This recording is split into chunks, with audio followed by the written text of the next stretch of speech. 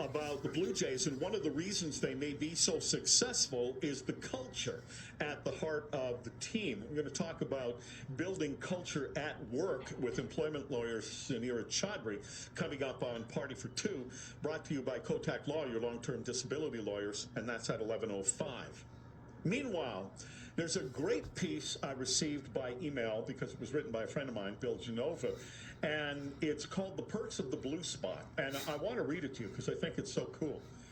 Bill writes, I never thought I'd get excited about a blue parking space until I got one.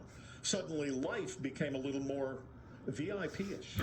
First, there's the front row treatment while everyone else circles the lot like vultures at the mall. I glide into my reserved spot like I'm arriving at the Oscars. The only red carpet missing is the painted blue line. Then there's the door swing advantage. My door opens wider than a politician's promises. I don't have to squeeze out sideways like a sardine. In fact, I've been known to stretch, yawn, check my phone leisurely, while people in regular spots attempt yoga poses just to escape their cars. Next up, instant guilt power. Someone even thinks about taking my spot without a permit, and suddenly they get struck by the fear of public shame. I don't even have to say anything. I just give them the look. Works better than any parking ticket. And let's not forget the shopping cart escort service. Folks are always offering to help me load my groceries, even when it's just a bag of chips and a cantaloupe. I might start bringing random items to make it look like I need more assistance. Yes, sir. That's a 20-pound bag of marshmallows. It's for therapy. Of course, the best perk of all is perspective. The world looks a little kinder when you see how many people hold doors. Smile or just stop to chat when they spot your blue badge. You start realizing that while you may move a little slower, you're surrounded by folks who make life move a little sweeter. So yes, I might limp, roll, or shuffle, but I also park like royalty, open doors like a rock star, and get prime real estate everywhere I go. Who knew that the best parking on earth came with a disability pass and a sense of humor? I love that. And the guy that just laughed is the guy who wrote it, Bill Genova, who joins me now. Bill, good to talk to you. Same to you, Jerry. All right, so you wrote this thing, and you took let's face it, you're older than me, but I can see it coming. We get to the point where we're not moving like we did when we were young, and we can feel horrible about that, or we can say, where's the sunshine in this? And you seem to have taken the latter. Absolutely. And I've known people over my lifetime, like my father's generation. There was one of my uncles, and he did nothing but complain, golden years, my ass, and that sort of thing. And he complained. But it's the attitude. But there's the odd incident where I'm unhappy because people want to help me, and it reminds me that I'm old now. Do you know what I mean? And I'd rather think of me as Adonis or something like that. Well, I do know what you mean because I'll give away a thing that happened. Bill, you and I and some other people were going to gather together, this was last year, and watch a Jays game. It was an afternoon game, and it became my task to find a place to watch. And I picked the Crooked Q.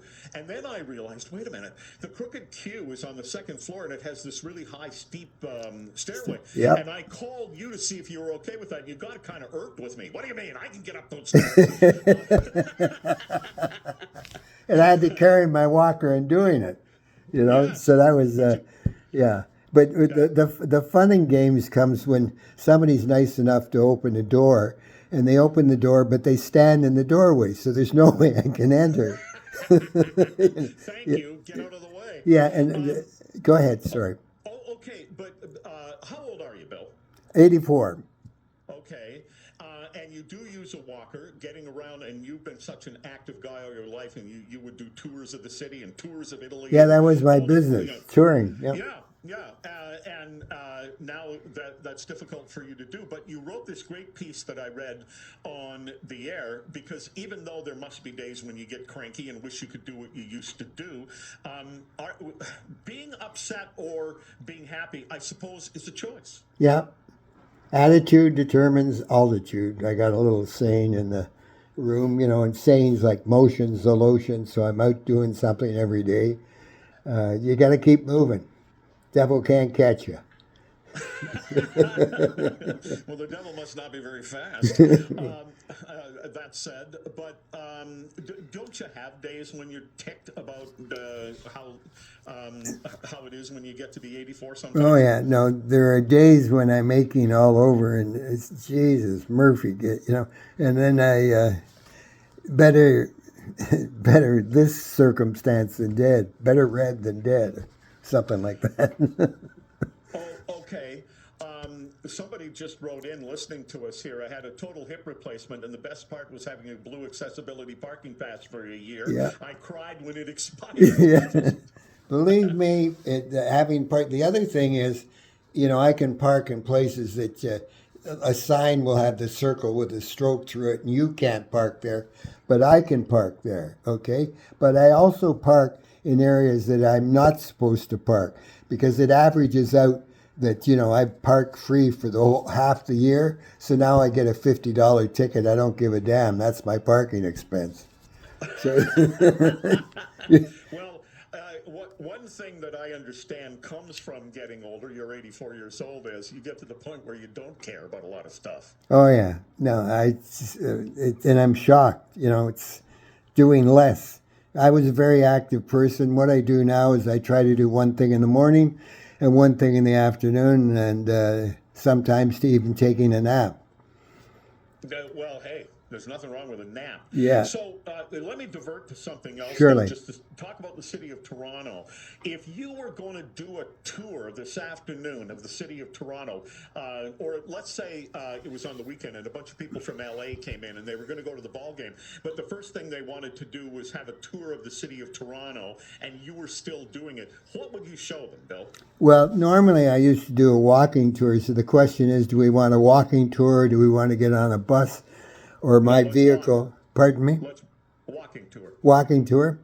Well, I would really do the downtown area, and there's a lot to be seen in the downtown area, and speaking to the city halls and the story behind the city halls and Bay Street and what have you, and you're over at CN Tower or you're over at the St. Lawrence Market, and if you got enough time, of course, the distilleries, always interesting to people. But it's somewhat difficult. You got to be a blabbermouth or a storyteller like me to get people to enter your imagination. And can you imagine this castle that was here, or that sort of thing? And because it's easier, for instance, if I gave a speech to 30 people sitting with a projector, and I could show you a picture of the castle in the past. So you have to make the stories interesting, and I've been very lucky and successful in doing that. But I would do a downtown because we're talking 2 hours. Yeah, and if you were driving, I don't have that much time left here, but if you were driving, where would you take people in Toronto? Fat the chance. It would take 3 hours, and roughly speaking, let's say I start at the City Hall, okay? So from the City Hall, I would perhaps go up University Avenue, past Queen's Park, talking about the government, then passing the Royal Ontario Museum, continuing up Avenue Road, and then finally getting up to Upper Canada Village and driving through Forest Hill and saying this is where the rich people live, and cutting back down, seeing Castelloma as we come back down, and then get down to Bloor Street and then turn east along Bloor Street, so you're passing Varsity Stadium and the ROM again, and turn at the ROM and go down, Avenue Road, and then go along Harbord, turning west along Harbord over to Spadina and down Spadina and go through Chinatown so they see Chinatown, and turn left at Dundas and Spadina, and you're going to go over to see the art gallery there, and turn around the corner and go south on McCall. Is it McCall? Yeah. OCAD building there. And believe me, that'll take 3 hours, regrettably, because of the traffic. Yeah. Bill Genova, good to talk to you. Same you. Yeah. Take care. Thank you very much. Sunira Chaudhry coming up on News Talk 1010.